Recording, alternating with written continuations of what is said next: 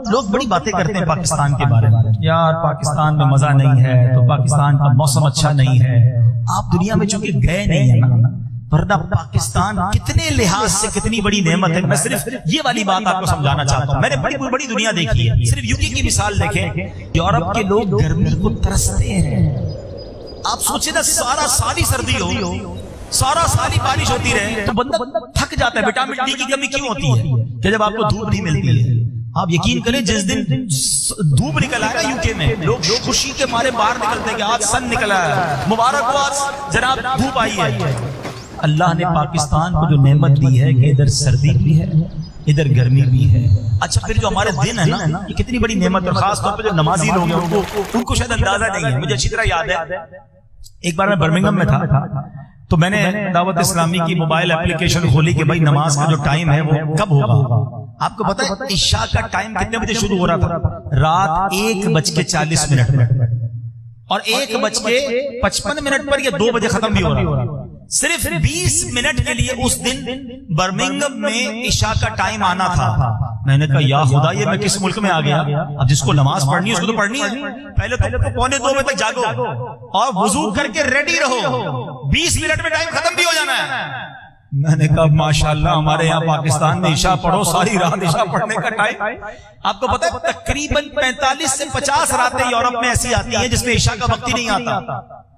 Be nights کہلاتی ہیں۔ مغرب کا وقت آئے گا، پھر فجر کا وقت آ جائے گا، عشاء کا وقت نہیں آتا۔ اب وہ الگ اس کی شرعی مسئلے بہت سارے ہیں کہ پڑھنی ہے تو کیسے پڑھنی ہے، لیکن میں بتانا چاہ رہا ہوں، میں نے الحمدللہ یورپ میں ایسے بھی روزے رکھے اور دیکھے ہیں کہ رات 9:30 10 بجے 11 بجے جا کے افطار ہوتا ہے۔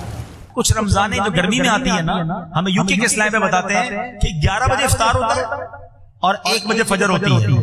ان 2 گھنٹوں میں مغرب بھی پڑھنی ہے، عشاء بھی پڑھنی ہے، تراویح بھی پڑھنی ہے، کھانا بھی کھانا ہے۔ یعنی پورا مہینہ مسجد میں کیا ہوتا ہے؟ افطار کا انتظام ہوتا ہے، کھانے کا انتظام ہوتا ہے، پھر تراویح ہوتی ہے، پھر فجر ہوتی ہے، پھر گھر جاتے ہیں۔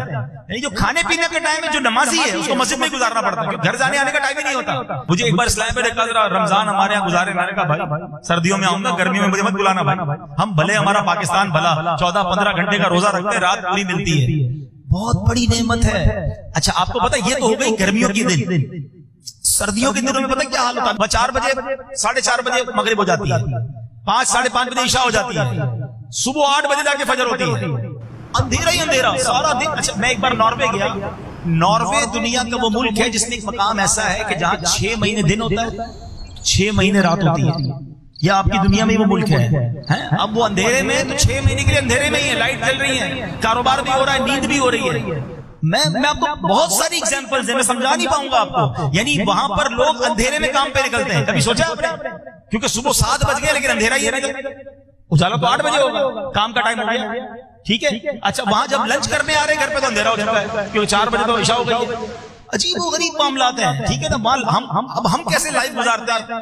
فجر کے بعد ناشتہ، ظہر کے بعد دوپہر کا کھانا، مغرب کے بعد کاروبار بند، عشاء کے بعد رات کا کھانا، پھر عصر آرام کرنا۔ کتنا نمازوں کے ساتھ ہمارا شیڈول بنا ہوا ہے۔ یہ نعمت سمجھو، جو باہر جاتا ہے اور ان ممالک میں جاتے ہیں ہم پاگل ہو جاتے ہیں کبھی کبھی کہ یار یہ کیسے ہوگا، ٹائم ٹیبل کیسے سیٹ ہوگا۔ یعنی بڑی مشکل ہو جاتی ہے بعض اوقات، روزہ رکھنے کو جی چاہ رہا ہے، رات 11 بجے افطار ہو رہی ہے، بندہ بولے یار 11 بجے تک کیسے روزہ رکھوں، تو بہت ٹف ہو جاتا ہے۔ تو یہ بھی پاکستان پر، یہ خاص طور پہ جنوبی ایشیا کے علاقے ہیں، ہماری زندگی بڑی آسان ہے، ہمیں تقریباً 12-14 گھنٹے کا دن مل جاتا ہے، 10-11-12 گھنٹے کی رات ملتی ہے، رات کی نیند ملتی ہے۔ بہت سارے ملک میں تو رات ہی نہیں آتی، مغرب کے بعد فجر آ جاتی ہے، وہ بیچارے دن میں ہی سو رہے ہوتے ہیں۔ تو یہ باڈی کے لیے بھی بڑا مشکل ہو جاتا ہے، صحت کے لیے مشکل ہو جاتا ہے۔ تو اللہ پاک نے ہمیں یہ بہت بڑی نعمت سے نوازا ہے، ہمیں اس نعمت کا شکر ادا کرنا چاہیے۔